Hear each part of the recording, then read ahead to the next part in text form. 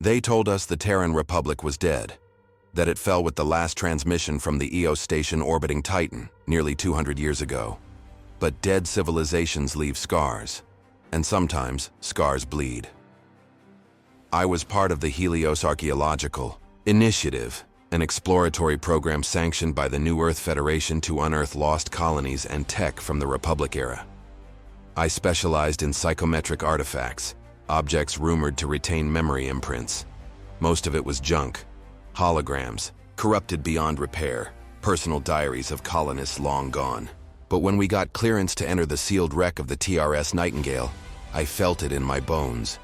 Something waited in there. We touched down on Hades 9, a moon of no consequence save for the Nightingale's final resting place. A medical frigate, turned colony support ship. She'd gone dark in 2471. No final message, no survivors. Just a kilometer-long husk buried in ash and regret. The atmosphere was breathable, barely. The air tasted like rust. Wind howled across the crater plains like screaming mouths buried in dust. I descended with 3 others, Captain Rourke, our security lead, Maya, an engineer with too many scars to be that young, and Tom, my assistant, who never stopped recording. The Nightingale loomed before us, its hull collapsed inward, as if crushed by some impossible force. We entered through the hangar bay, lights flickering to life for the first time in centuries. That was the first red flag. The reactor should have been dead.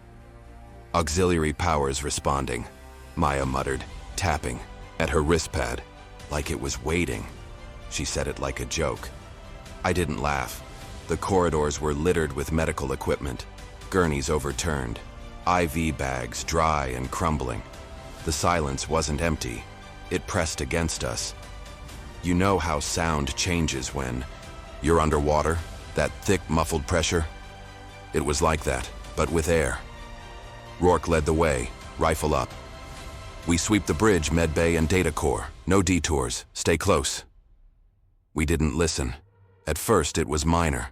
A whisper when no one was talking. Lights dimming in perfect rhythm with our footsteps. Then we reached medbay and found them, rows of cryopods. At least 50.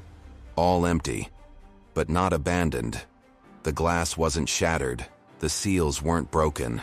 They were just open. Each pod's monitor flashed the same error. Subject absent. Biological signs unknown. Tom leaned in to film one.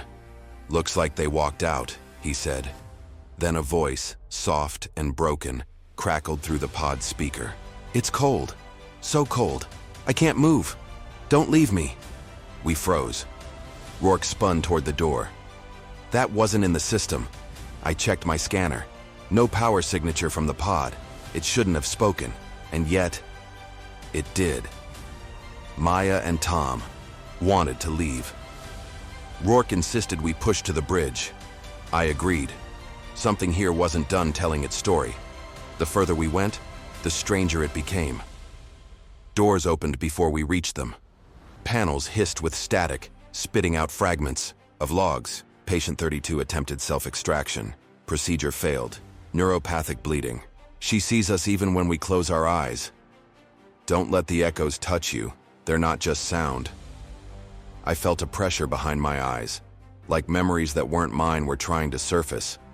In the bridge, we found the captain's remains. Desiccated. Slumped over the console, hand clutching a data shard. I retrieved it. It burned.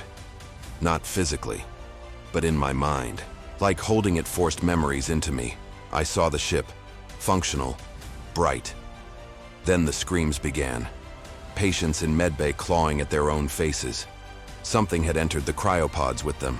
Some echo of a signal from beyond Saturn. Not a virus. Not a person. A presence. Something that spoke in thought. It wanted to remember. That night, camped in the mess hall, we took shifts. Maya sobbed in her sleep. Tom spoke in a language he didn't know, and I dreamed. I was in a cryopod. Cold, paralyzed, watching shadows move outside the glass. They didn't walk.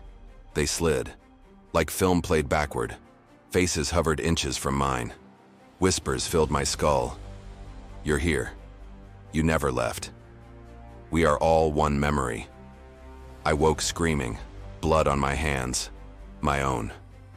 Rourke tried to call for evac. Our comms were dead. Maya was missing.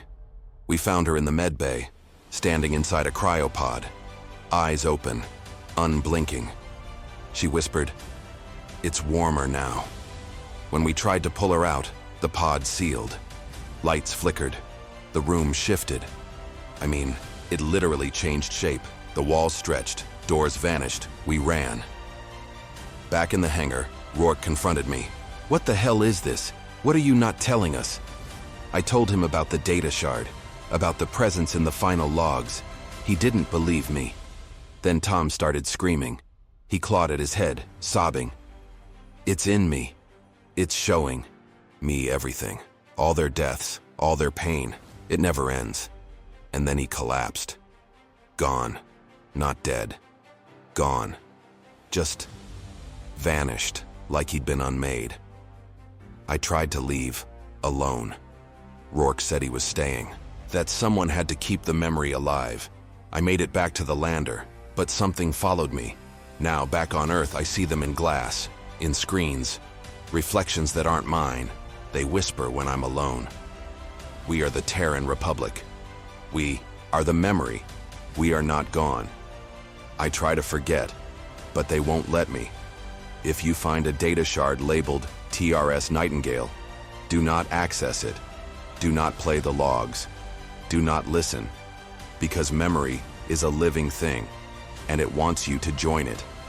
Have the echoes of the Terran Republic ever truly gone silent?